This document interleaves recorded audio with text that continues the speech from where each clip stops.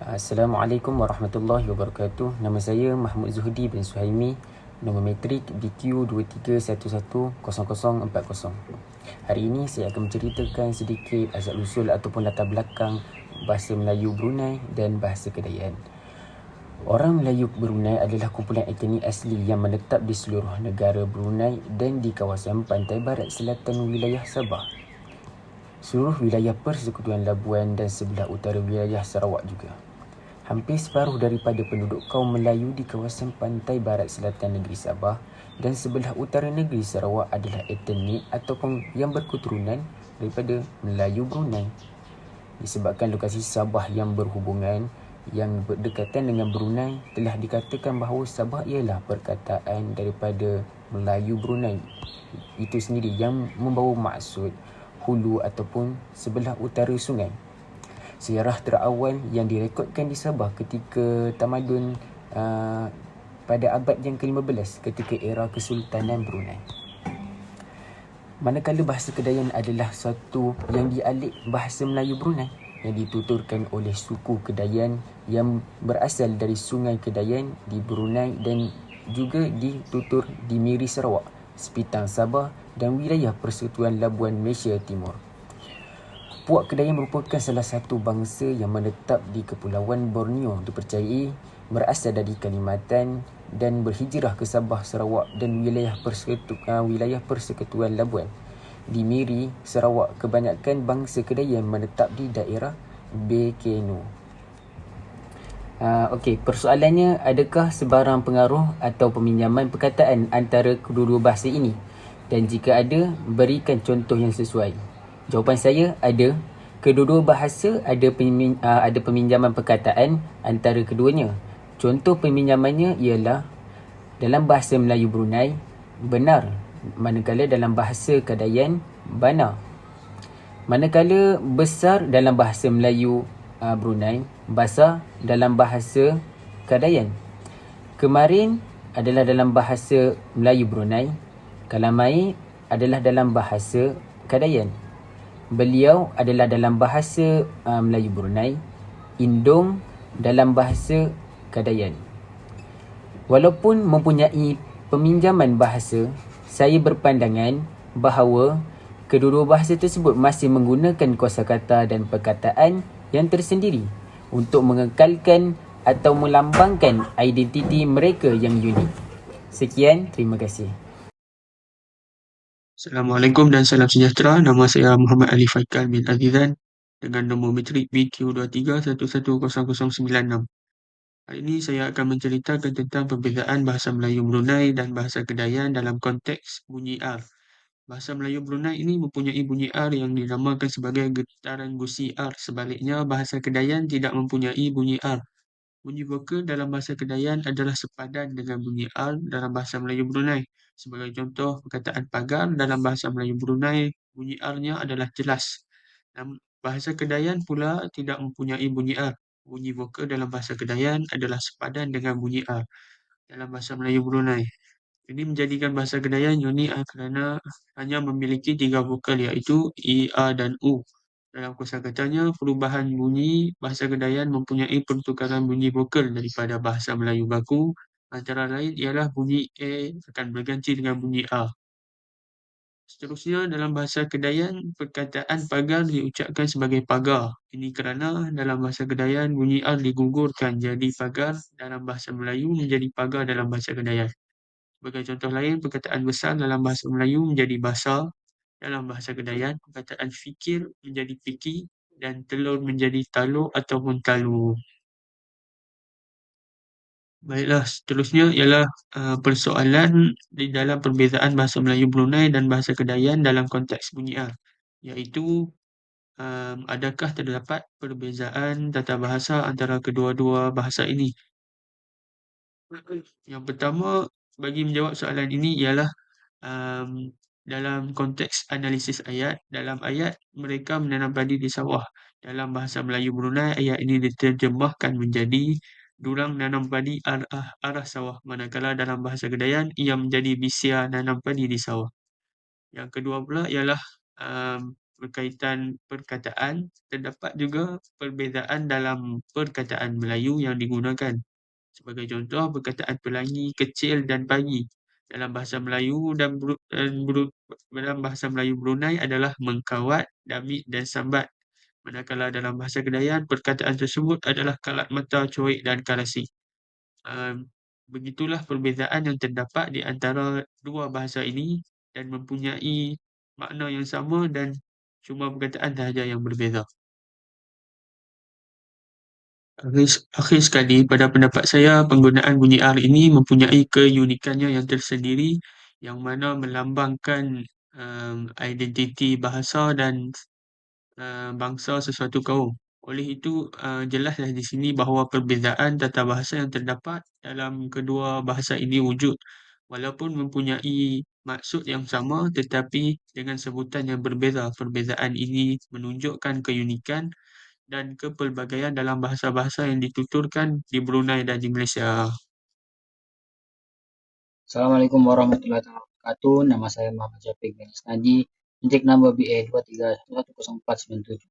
Hari ini saya akan mengupas tentang isu perbezaan yang ketara antara dua bahasa, yaitu bahasa Melayu Brunei dan bahasa Kedayan, dan kebanyakan penutur mereka kurang diberatkan penggunaan bahasa ibunda mereka dalam kehidupan seharian. Kita masuk kepada faktor penyumbang kepada kepelbagaian bahasa di Brunei, khususnya perbezaan antara bahasa Melayu Brunei dan bahasa Kedayan.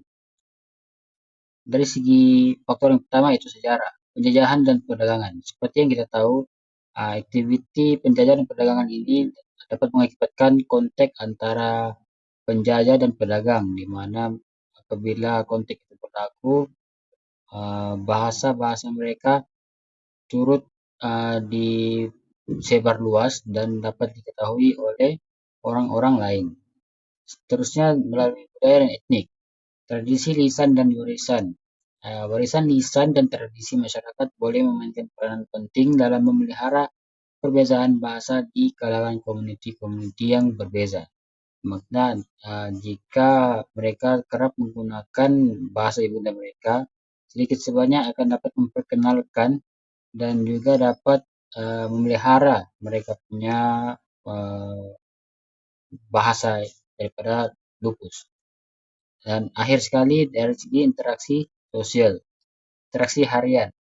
Jika mereka berinteraksi menggunakan bahasa ibunda mereka, ianya akan dapat mengekalkan dan menjaga bahasa mereka daripada terus lapuk. Penggunaan bahasa sehari-hari dan komunikasi dalam masyarakat dapat menyumbang kepada perkembangan perbezaan bahasa itu tersendiri. Akhir sekali, pemikiran saya terhadap isu adalah dalam era globalisasi yang saat ini, isu perbezaan ketara antara bahasa Melayu Brunei dan bahasa Kedayan dapat menjadi perhatian karena penuturnya semakin lama semakin kurang menuturkan bahasa ibunda mereka dalam kehidupan seharian. Hal ini akan dapat membawa kepada persoalan yang serius tentang kepentingan untuk membuka ke kedua-dua bahasa ini. Pengusaha dan kelestarian bahasa perlu menjadi keutamaan walaupun di dalam persekitaran yang dipengaruhi oleh globalisasi. Pertanyaan yang muncul ialah bagaimana dan cara untuk menggalakkan generasi muda untuk terus menghargai dan menggunakan bahasa-bahasa ibunda mereka seharian. Mungkin melalui inisiatif pendidikan, program kebudayaan, penekanan dalam keluarga, dan juga lain-lain. Oleh itu, kita perlu merangkul perbezaan antara bahasa Melayu Brunei dan bahasa Kedayan pada masa yang sama, dapat mengambil langkah-langkah yang efektif untuk memastikan kedua-dua bahasa ini tetap hidup dan berkembang pada masyarakat moden yang kian mencabar ini. Sekian itu saja daripada saya. Terima kasih. Hai, Assalamualaikum warahmatullahi wabarakatuh. Nama saya Muhammad Nur Aiman Suhaib bin Muhammad Tamiz. Saya pemegang nombor metrik BQ 23110025. Jadi seterusnya hari ini saya akan membentangkan atau menjawab soalan, iaitu bagaimana perbezaan dalam gaya komunikasi atau tutur antara penutur bahasa Melayu Brunei dan bahasa Kedayan. Jadi sebelum itu kita perlu tahu Perbezaan gaya komunikasi antara bahasa Melayu Brunei dan bahasa Kedayan boleh dilihat dalam beberapa aspek, termasuk penggunaan perkataan, dialek dan juga istilah-istilah tertentu. Walaupun kedua-duanya berkait rapat dengan bahasa Melayu, tetapi setiap variasi bahasa selalunya mempunyai ciri-ciri unik yang membezakannya. Antara ciri-ciri unik yang membezakannya adalah yang pertama, perkataan dan istilah. Untuk bahasa Melayu Brunei, penggunaan perkataan dan istilah mereka dipengaruhi oleh konteks tempatan dan budaya Brunei. Sebagai contoh, terdapat perkataan atau istilah yang lebih biasa digunakan di Brunei tetapi tidak seperti biasa di tempat lain. Contohnya seperti perkataan tamu. Istilah yang digunakan untuk tetamu atau pelawat seringkali digunakan dalam konteks kebudayaan Brunei yang menjunjung tinggi adat istiadat. Contoh lain pula adalah perkataan sungkai. Sungkai ni merujuk kepada waktu berbuka puasa, terutama semasa bulan Ramadan. Bagi bahasa Kedayan pula, bahasa Kedayan mempunyai perkataan atau istilah yang khas untuk komuniti atau kumpulan etnik Kedayan. Ia mencerminkan pengaruh budaya dan sejarah Kedayan. Contohnya seperti Kuhingi Bisi yang bermaksud selamat datang. Contoh lain pula adalah Dituju Ngalapa dan juga Tabang Mulama yang bermaksud apa khabar dan selamat tinggal. Okey, seterusnya adalah ciri-ciri yang membezakannya adalah dialek dan sebutan. Untuk bahasa Melayu Brunei, terdapat perbezaan dalam dialek atau sebutan tertentu yang unik bagi masyarakat Brunei, iaitu penamaan atau sebutan bunyi R.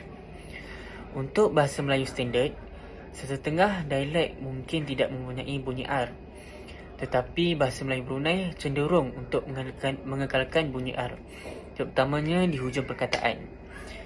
Bunyi R dalam bahasa Melayu Brunei adalah dinamakan sebagai getaran gusi.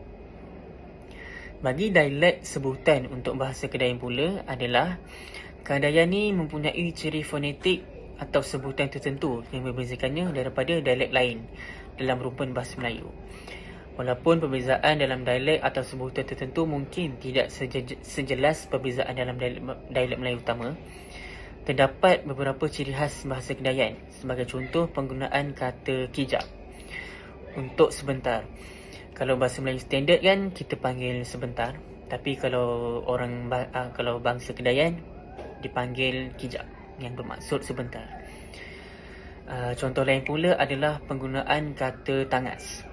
Kata tangas ni bermaksud mengejar. Kalau ikut bahasa Melayu, kita akan panggil mengejar lah kan. Okay. Kalau ikut bahasa Kedayan pula, ia dipanggil tangas.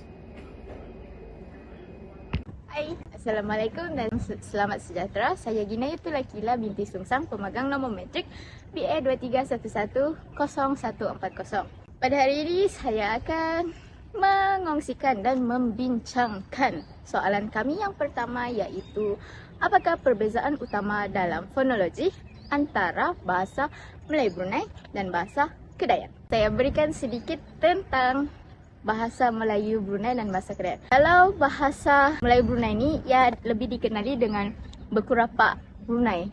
Kalau bahasa Kedayan ia lebih dikenali sebagai Betutuan Kedayan.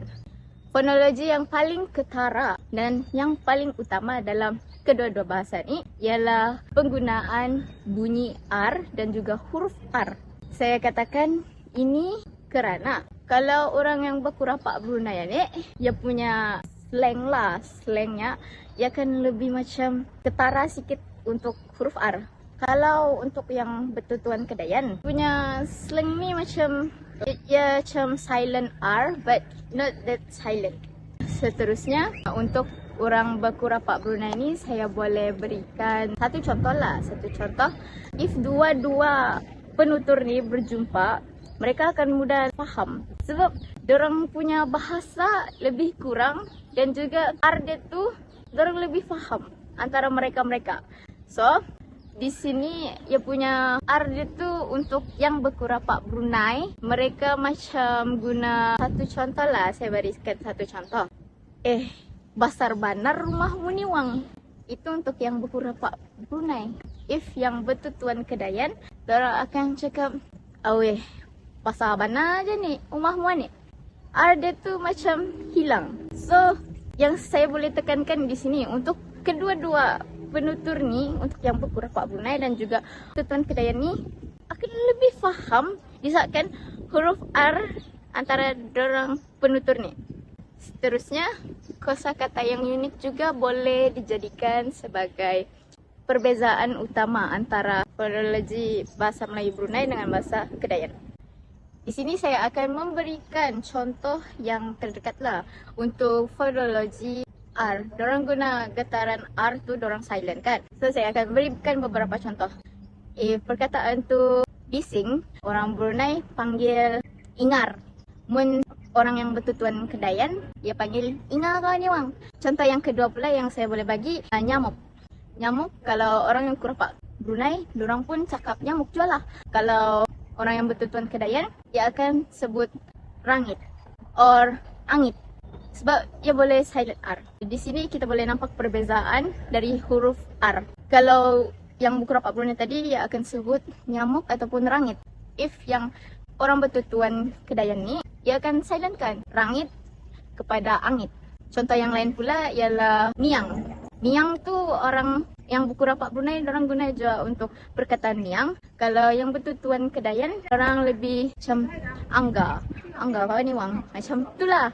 Pada pendapat saya, perbezaan antara bahasa Melayu Brunei dan bahasa Kedayan ini tidaklah banyak. Namun, ada sedikit perbezaan dari segi sebutan dan juga bunyi mereka. Kalau saya suka guna berkurapak Brunei. Sebab kalau kurapak Brunei, orang lain yang ada di Sabah ni, mereka akan lebih cepat faham kerana bahasa Melayu Sabah dengan bahasa Melayu Brunei tu ada persamaan. Kalau bertutuan Kedayan, dia pun ada slightly sama. But it's not to the same lah. Lepas tu, kalau bertutuan Kedayan ni, penutur untuk Kedayan di negeri Sabah ni sangatlah kurang. Sebab orang yang berbangsa Kedayan ni kebanyakannya ia berada di daerah Sipitang. Kalau penutur yang berkurapak Brunei, ia ada di yang terbesar lah di Sabah ni di bahagian Papar and slightly Membakut. Untuk saya rasa kalau dari segi penegasan dalam penggunaan bahasa Melayu Brunei dengan bahasa Kedayan ni, seeloknya untuk anak muda zaman sekarang mereka boleh ditekankan lagi. Jika untuk yang ke depan, saya berharap agar anak-anak muda yang sekarang boleh menunjuk ajar kepada generasi mereka yang akan datang. Sekian, terima kasih dan itu saja daripada saya untuk saran yang pertama. Assalamualaikum dan salam sejahtera. Saya Ginayatul Akila binti Sungsang, pemegang nombor metrik BA 23110140. Pada hari ini saya akan mengongsikan kesimpulan daripada tajuk yang kami ambil. Kesimpulannya, bahasa Melayu Brunei dan bahasa Kedayan mempunyai perbezaan yang ketara melalui dari segi vokal, huruf vokal yang digunakan, kosakata yang unik dan juga pemahaman bahasa bersama. Kalau dari segi huruf vokal yang digunakan, bahasa Melayu Brunei, penutur bahasa Melayu Brunei, mereka menggunakan huruf R. Manakala penutur bagi bahasa Kedayan pula, mereka tidak menggunakan huruf R. Yang dapat saya berikan contoh, jika satu perkataan itu iaitu dari benar, Melayu Brunei akan menggunakan benar. Jika penutur untuk bahasa Kedayan, mereka akan cakap bana. Ataupun contoh yang lain, besar kepada pasar. Seterusnya, yang dapat saya simpulkan dari kosakata yang unik, bahasa Melayu Brunei ni dan bahasa Kedayan ni mereka menggunakan ayat yang sama, tetapi hanya slang daripada seorang penutur itu yang berbeza. Untuk kosakata yang saya boleh berikan, contohnya jika kemarin, penutur bahasa Melayu Brunei akan sebut juga kemarin lah. Bahasa Kedayan mereka akan cakap kalamai. So, ia punya perbezaan untuk kedua-dua bahasa ni, ia akan nampak dari segi bunyi penggunaan bunyi R. Dan juga yang saya katakan tadi yang boleh saya simpulkan, kebolehfahaman bersama. Contohlah, jika ada penutur bahasa Melayu Brunei itu bertemu dengan orang Kedayan, mereka akan mudah faham dengan ayat-ayat yang mereka tuturkan. Terakhir iaitu kebolehfahaman bersama. Jika seorang penutur bahasa Melayu Brunei dan penutur bahasa Kedayan ni berjumpa, mereka akan mudah faham antara satu sama lain.